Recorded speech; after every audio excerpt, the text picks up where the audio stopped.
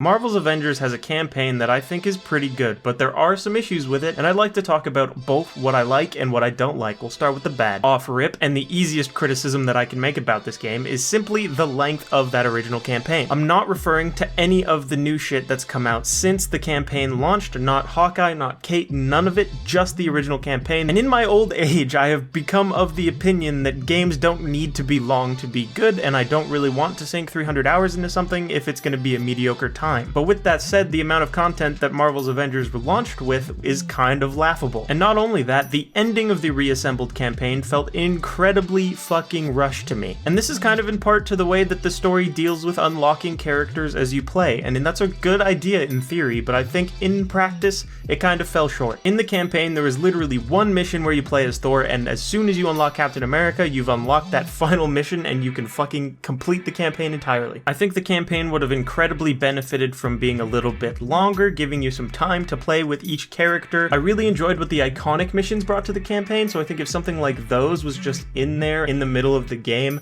something where you could explore the characters a little more instead of moving on to the next one right away, I think the game would have really benefited from something like that. Next up, we'll talk about their villains. I understand why they went with AIM and MODOK as main villains of the campaign, and it really lets them set up for the ability for AIM to just be sticking around after the campaign ends. I get it. From a game design standpoint, it makes a lot of sense. Players need something to continue to do after they beat the campaign, and AIM being around still after you've defeated them, that makes sense. I just think that AIM is a little underutilized. There's some deep cut references to comic books that they could have implemented that really would have made me a lot happier with how the story played out. Instead of fighting a big fucking walking robot thing or a fucking literal plane, maybe we could fight some actual comic book villains.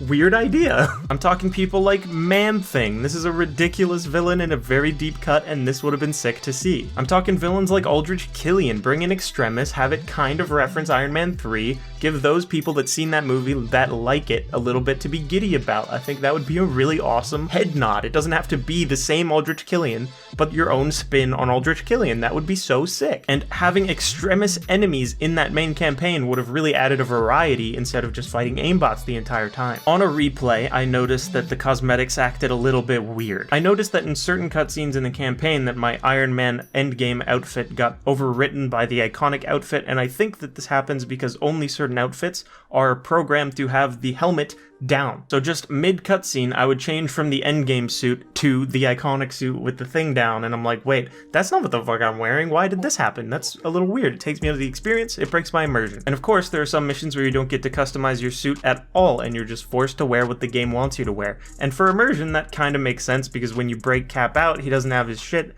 and of course he's going to be wearing whatever he was wearing. It doesn't really hurt anything to just let Cap come out of that little capsule in full endgame attire. That would have been really fucking cool to see. I really hoped that would happen, but it did not. Another example of that is when Iron Man has to fly up to that space station in the first place, and he's wearing this white space tech suit, and I totally understand why the game forces you into that suit, because the story is that he has to wear that suit to get into space. But you're telling me that the endgame suit that he fights fucking Thanos in cannot go to space? I don't believe it for a second, frankly. I think that cinematic scene of flying into outer space would only be made cooler by being able to wear whatever suit you want. I also feel like it was a big missed opportunity not to have this game connect even just a little bit to the Spider-Man PS4 game or the Guardians of the Galaxy game coming out in October. I understand that would be extremely difficult to pull off, especially because Sony doesn't really want to share that IP, I imagine. But it would be pretty fucking cool for Spider-Man to come out and he's wearing the advanced suit and he's got the same voice actor. That would just be so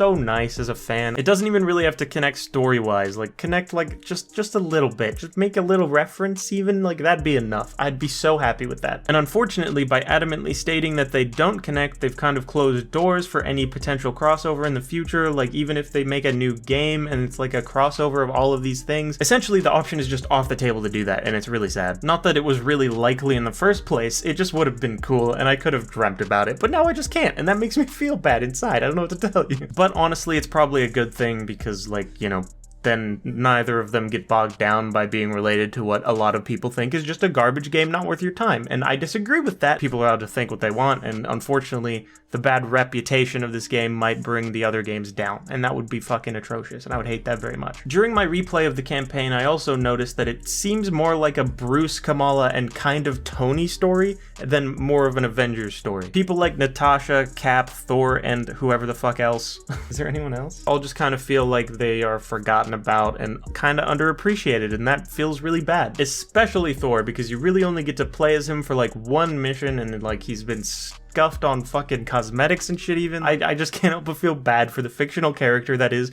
Thor Odinson. Then why the fuck do you cover his head with your stupid fucking face for the whole video, you fucking idiot? God! Oh, by the way, if you enjoy the content, make sure you scroll down, hit that subscribe button, maybe even click that bell. It helps me out a lot and I appreciate it. But that's enough criticism. Let's try to end on a more optimistic note here, because the campaign has a lot that I actually really love, and I do think that it is the best part of the game for me. A lot of people say that they fucking hate Kamala because she's annoying and blah blah blah and whatever, and like, I feel like a lot of that can be rooted to being sexist or racist, and I know that that's not always true, but sometimes it is. There is definitely valid criticism of Kamala's character, and you're allowed to be annoyed by her. That doesn't make you a sexist or racist. But me personally, I just vibe with the character on like a very personal level. If I were to meet an Avenger, I would act very much in the same way that she does throughout the course of the campaign. I'd be fucking fangirling like nobody's business. And personally, I really like to see her as a main character in an Avengers game, because it feels very representation friendly, and I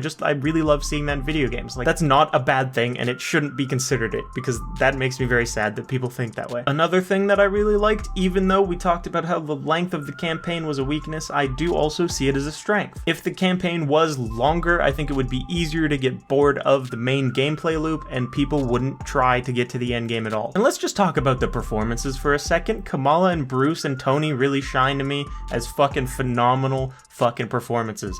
God damn, Troy Baker, Nolan North, great fucking jobs. And Sandra Saad really does a great fucking job as playing Kamala. I really hope I didn't butcher your name. I'm sorry if I did. The campaign also does a fucking amazing job at setting up potential future content in a way that I didn't appreciate until I replayed it. The way that it tees up the Kree invasion storyline is really, really awesome. Of course, you've got the Captain Marvel posters and shit in Kamala's room. That allows us to know that she's not only a hero, but she's out doing her own shit. And of course, they name drop her at A-Day and say she's off planet, and that's just fucking so sick. I also really love this glimpse at her OG Miss Marvel suit, because it really shows that, yes, Kamala does idolize her in a big way, and this is the inspiration for her suit, and it's just really fucking cool. I wouldn't be surprised if Captain Marvel was introduced sooner rather than later. And then of course there's the post-credits scene of the entire campaign that tees up the next couple of storylines really, really well. Monica Rappaccini drops a line about the possibilities being endless, from cloning to time travel.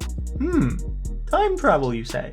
How interesting. Also, getting a look at all of these Monica clones, it's very clear that the Cosmic Cube event being replayable makes perfect sense. It's great. They do a really good job of covering their basis with this campaign and all of the stories they've told so far, with making villain sectors replayable in a way that is logical to the flow of the game. And I just really appreciate that. I think it's a really great detail, and fucking hell yeah, let's keep doing that. And of course, I love that the game gives you an opportunity to play as each individual hero, even if the dispersion of how often you play those heroes isn't exactly spread out evenly. I think you should get a little more time as each hero when they come onto the roster before you unlock someone else, or maybe just like give you more free will to play who you want when you get to the end of the game. I don't know. Something like that would have been beneficial, but getting a taste of every hero before you're thrown into like the main late game stuff, very good idea, very much the way that it should be done. How do you guys feel about the campaign? Do you agree with what I said? Do you disagree? Let me know in the comments. Click on another video if you want. You might as well. You're already here. It's not that long. I make pretty good length videos. It's just another 5 to 10 minutes of your time, not a big deal. And maybe if you're really interested, you could find me on other social media platforms. I'd make content often on TikTok. I post on Twitter when I feel like I'm being a little funny or zany or introspective, maybe even.